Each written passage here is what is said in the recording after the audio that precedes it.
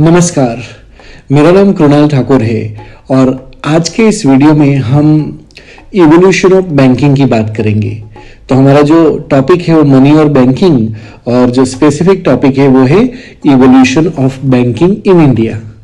तो अगर हम भारत में जो बैंक है उसको समझे तो उससे पहले हमें समझना पड़ेगा ये मनी क्या है, मनी का इंपॉर्टेंस क्या है। और मनी को समझने के लिए उससे पहले हमें समझना पड़ेगा जो बार्टर सिस्टम है वो बार्टर सिस्टम क्या है, बदला पद्धति क्या है। तो चलिए समझते हैं। सबसे पहले बार्टर सिस्टम होता क्या है। तो जब लोग वस्तु के बदले में वस्तु लेते हैं तो उसे बार्टर सिस्टम, बदला पद्धति कहते हैं।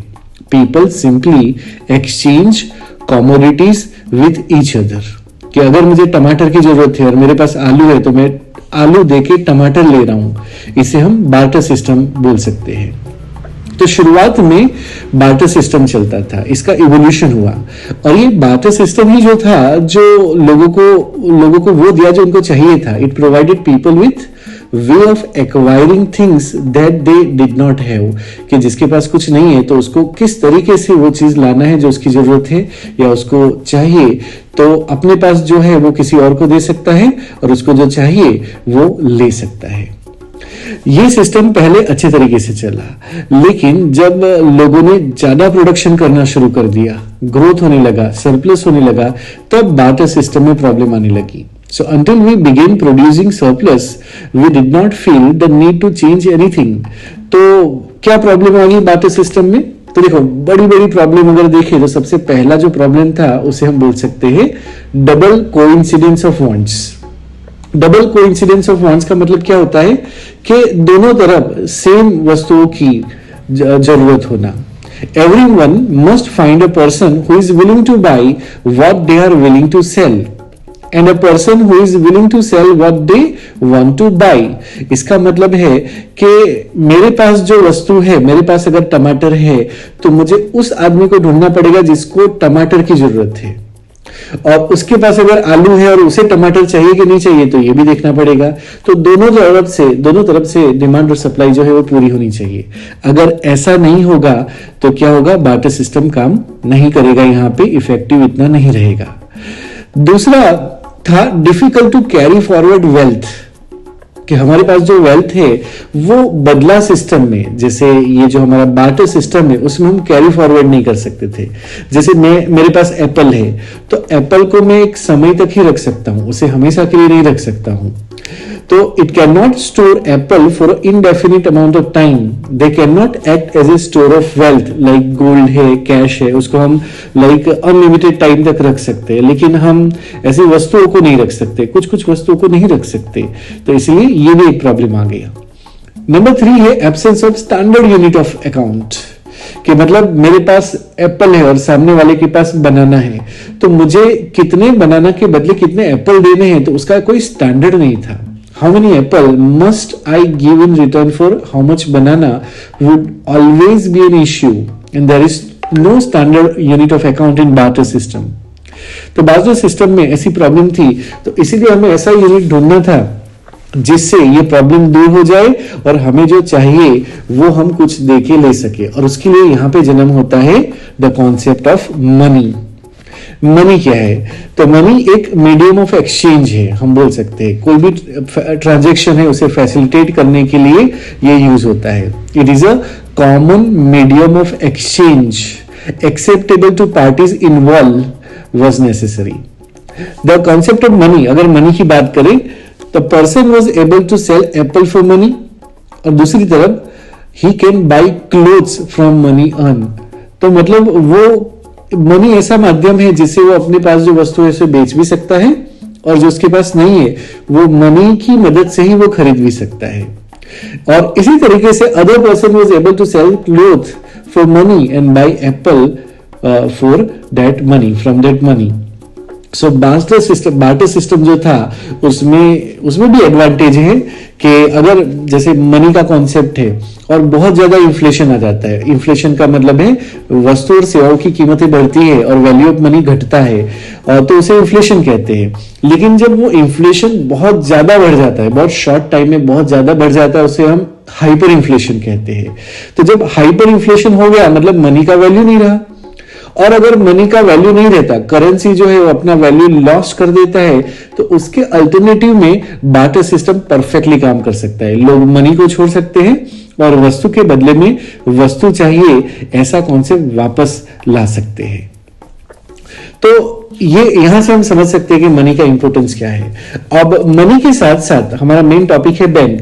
तो बैंक का इवोल्यूशन हुआ, जैसे जैसे मनी का यूज बढ़ने लगा तो वैसे वैसे इवोल्यूशन होता है बैंक का। तो बैंक होता क्या है? So bank is a financial institution. Bank एक फाइनेंशियल इंस्टीट्यूशन है जिसकी प्राइमरी एक्टिविटी जो होती है वो they act as a payment agent for customers and to borrow and lend money, कि मतलब पैसा लेने का काम करता है और पैसा देने का काम करता है। तो एज ए डिपॉजिट, लाइक लोग आते हैं बैंक में और अपने पैसे डिपॉजिट कर सकते हैं, और ये एक ऐसा फाइनेंशियल इंस्टीट्यूशन है जो लोगों को लोन भी देता है। तो बैंक ये दोनों काम करता है। इसका प्राइमरी फंक्शन डिपॉजिट लेना और लोगों को लोन ऑफर करना ये है। बैंक एक इंस्टीट्यूशन है where one can place and borrow money and take care of financial affairs. A branch office of this type of nature is called bank. अगर हम दुनिया की बात करें तो दुनिया में पहला बैंक जो था, मॉडर्न प्रकार का जो बैंक था, वो इटली में खुला था। इटली में एस्टेब्लिश हुआ था, जिनोआ में, इन 1406, और उसका नाम था बैंक ऑफ सेंट जॉर्ज। तो अगर हम इंस्टीट्यूशन की बात करें तो institution bank of Saint George था इटली में, जो दुनिया का पहला मॉडर्न बैंक है, ऐसा बोल सकते हैं। अगर हम बैंकों के क्लासिफिकेशन की बात करें तो अनेक प्रकार के बैंक होते हैं, जैसे कॉमर्शियल बैंक। कॉमर्शियल बैंक मतलब जो मेनली प्रॉफिट के लिए काम करता है, कॉमर्स के लिए काम करता है। छोटे बैंक स्मॉल फाइनेंशियल बैंक, वैसे ही पेमेंट बैंक है, वैसे ही कोऑपरेटिव बैंक है। तो ऐसे कुछ प्रकार है, लेकिन यहां पे हम इवोल्यूशन की बात करें तो सबसे पहले बात करते हैं शेड्यूल बैंक्स की। शेड्यूल बैंक्स क्या होते हैं? तो देखो, शेड्यूल बैंक्स वो बैंक होते हैं जो reserve bank of India act 1934 के सेकंड शेड्यूल में इंक्लूडेड होते हैं। और इसी पर्पस के लिए सेकंड शेड्यूल में अगर किसी भी बैंक को एस्टेब्लिश होना है, किसी भी फाइनेंशियल इंस्टीट्यूशन को अगर बैंक बनना है, शेड्यूल बैंक बनना है, तो उन्हें आरबीआई एक्ट 1934 के सेकंड शेड्यूल में इंक्लूड होना है। और इसमें इंक्लूड होने के लिए 3 कंडीशन अनिवार्य है। ये 3 कंडीशन फुलफिल होनी चाहिए। कौन सी? Number 1, it must have paid up capital and reserve of aggregate value of at least ₹5 lakh, कि उस बैंक का पेड अप कैपिटल और रिजर्व मिलके ₹5 लाख कम से कम होना चाहिए। दूसरी कंडीशन है कि ये बैंकिंग के नेचर का बिजनेस करता हुआ होना चाहिए, जैसे डिपॉजिट लेता है लोगों से और लोगों को लोन देता है, तो ये फाइनेंस में इसका बिजनेस होना चाहिए, बैंक जैसा बिजनेस होना चाहिए भारत के अंदर। और तीसरा कंडीशन है, it must be a corporation या फिर कोऑपरेटिव सोसाइटी होनी चाहिए। इसका मतलब ये पार्टनरशिप नहीं हो सकती है या फिर सोल प्रोप्राइटरशिप के एक ही आदमी चला रहा हो, ऐसा नहीं होना चाहिए। ये कॉर्पोरेट होना चाहिए या फिर ये कोऑपरेटिव सोसाइटी होनी चाहिए। तो ये 3 कंडीशन होगा तो सेकंड शेड्यूल के लिए आरबीआई 1934 के एक्ट के हिसाब से सेकंड शेड्यूल के लिए कोई भी फाइनेंशियल इंस्टीट्यूशन एलिजिबल हो जाता है, इसको लाइसेंस मिल सकता है और वो अपना बैंकिंग का काम कर सकता है। तो अब देखते हैं जॉइंट स्टॉक बैंक क्या होता है। तो देखो, कोई भी बैंक जो पब्लिक कंपनी बन के रजिस्टर होता है उसे जॉइंट स्टॉक बैंक कहते हैं। A bank which is public company with share own by investors.